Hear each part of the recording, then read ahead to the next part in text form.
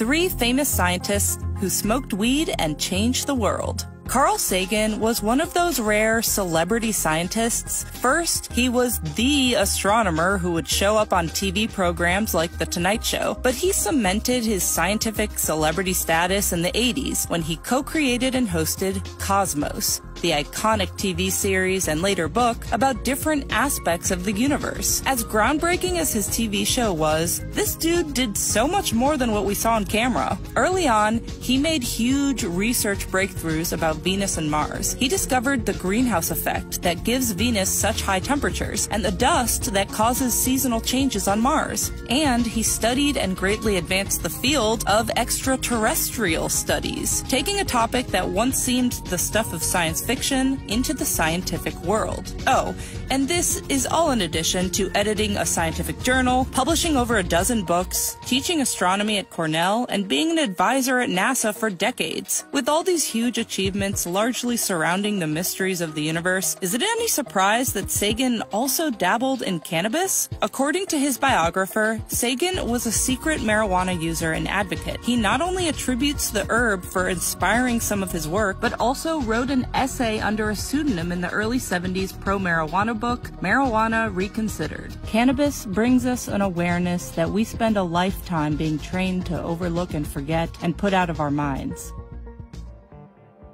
Stephen Jay Gould was the 20th century's Charles Darwin, an evolutionary biologist who helped bring radical ideas into the scientific mainstream. He became a professor at Harvard University in the early 70s, and while there, developed the idea he would become famous for: the theory of punctuated equilibrium. Gould's theory is basically a revised version of Darwin's, which hypothesized evolutionary change happens at a slow, constant rate over millions of years. Punctuated equilibrium suggests there's another way species can evolve. Change can happen in shorter spurts over thousands of years, and is followed by long periods where very little happens. Gould was also a big proponent of cannabis after using the flower to treat the nausea that came with chemotherapy treatment for his abdominal cancer. Later, he became a medical marijuana advocate. His testimony helped win a lawsuit where a Canadian AIDS patient fought for the right to use medical marijuana.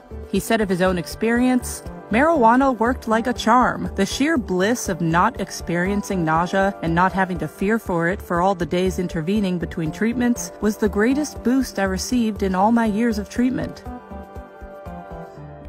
Last but not least, Francis Crick, aka one of the guys who discovered DNA's trippy double helix structure. After working as a scientist for Great Britain during World War II, Crick linked up with James Watson, a young American biologist. Their discovery of the molecular structure of DNA won the duo the Nobel Prize in Physiology or Medicine in 1962. The discovery of the double helix structure and the fact that DNA spells out a code became the foundation for the entire field of genetics. Francis Crick also had another passion in life: marijuana reform. In addition to experimenting with cannabis himself, this legend was also an early advocate for legalization. He was part of this epic full-page ad that appeared in a 1967 issue of The Times calling for cannabis law reform. Francis Crick's name was there as a signature, and he was in good company alongside all 4 Beatles and David Hockney, to name a few. These 3 scientists are helping to prove just because you're a genius